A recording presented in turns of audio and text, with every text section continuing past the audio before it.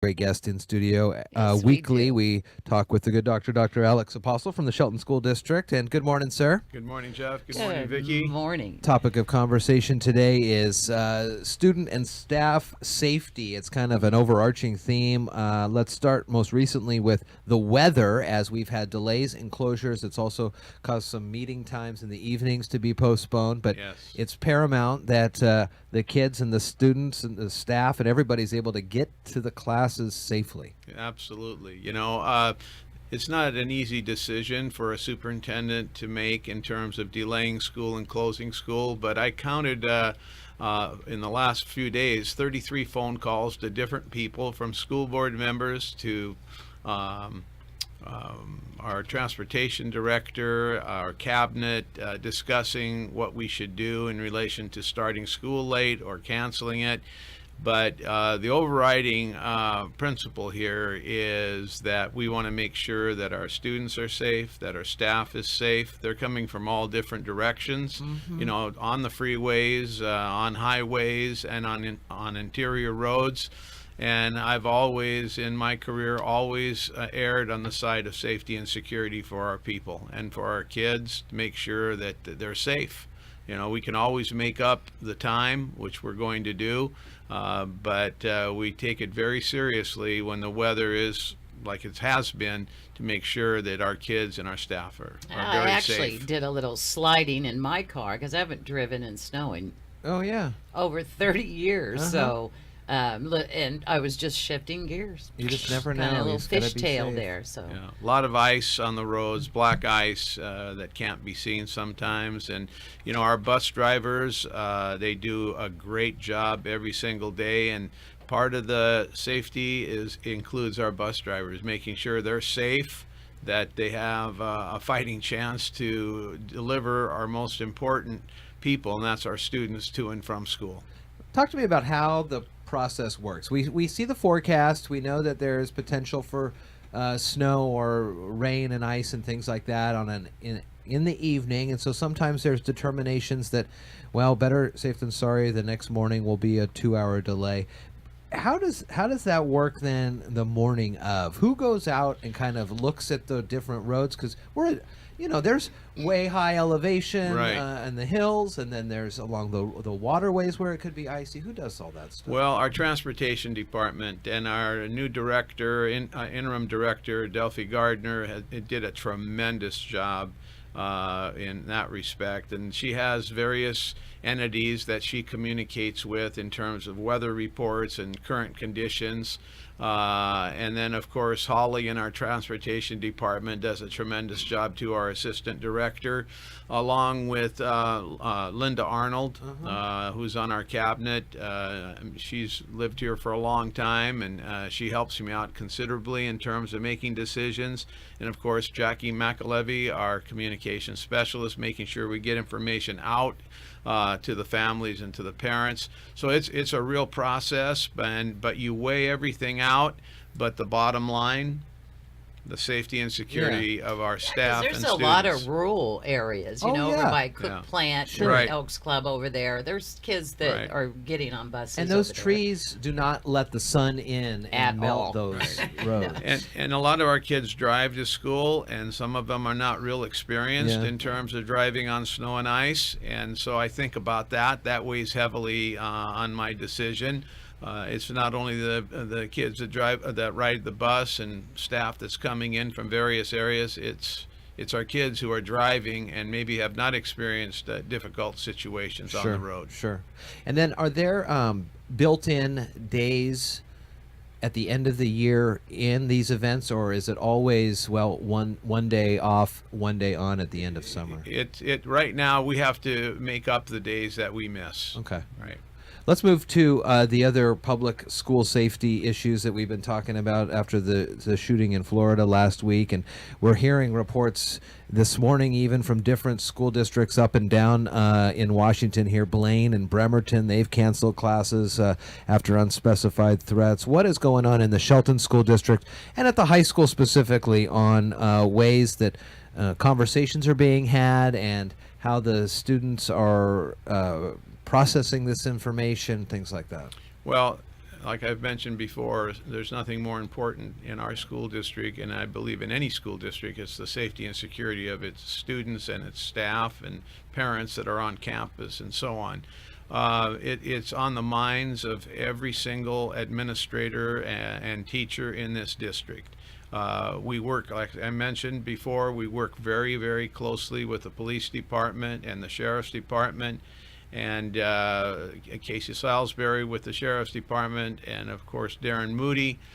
They're great to work with. They're on the spot immediately. Right. If we have any kind of an incident, our police department is right there at each school that may have any kind of difficulty whatsoever. And the sheriff's department, same thing. They're there to support us in every way possible. There's no question that safety and security is something that it's on the front burner every single day. And there's no question about the fact that if we get any kind of a threat, we work closely with the school, the administration, the police department, the sheriff's department, the state patrol. They're also wonderful people. We all work together in terms of making sure that our students are safe and our staff is safe in our schools. And that's why we're going to have this meeting on next Tuesday to really think about where we are in terms of safety and security. In terms of the response of the law enforcement, it's number one. I love hearing that. Yeah, it's number one. But we have to really take a look at what we're doing within our schools. You know, we'll talk a little bit about security at each and every school, and I've mentioned that before. We need to take a look at that. Metal detectors, possibly. I know that on the news you're hearing a lot about arming teachers. Yeah, what are your thoughts on that? My thoughts are that, you know, I hope we don't have to go that route. Good. I think it's a little much, and that's contrary to the political direction that we're hearing about. But arming teachers, our teachers are in our schools to teach our children, not to police. Yeah, the that's school. a big responsibility. You know, that's to a have to huge be put on. responsibility to put on our teachers. And I'm hoping that with the cooperation that we have with the State Patrol, the Sheriff's Department, the Police Department, we can work out something that will even increase the safety and security in our schools. I've mentioned this to our school board, and of course they're very concerned, extremely supportive of making sure our schools are safe and secure. That's why I'm going to ask the school board to have a session on safety and security, and I'd like to make safety and security a major topic and the only topic in an upcoming community forum, which I hope people would attend and give us their ideas and thoughts, because we're all in this together. And as we move forward, if it's a collaborative effort, there'll be a major understanding of where we're heading. So, Right. Do you, as a superintendent, gather with other state superintendents to talk about these issues with the legislature? And then is there a state? I guess it would be Chris Reichdahl. Is he the state Yes. kind of the Yes. overarching state leader who would then go to DC to talk about the ways Washington superintendents are thinking about these kind of things? well, you know, what's really great is we have Dana Anderson. He's the superintendent of the Educational Service District 113, and he sends us a lot of information. And in our meetings where all the superintendents get together, this is going to be a major focus of concern. But in the last 2 weeks, Dr. Anderson sent us great information that I'm going to be using to send out to the community. But it's a number one concern in terms of our state officials and our I bet. ESD superintendent. But we all work together. But there's no question this is a serious issue right now. Yeah. And you know, bad things can happen anywhere, anytime. Right. And so we don't want to be complacent.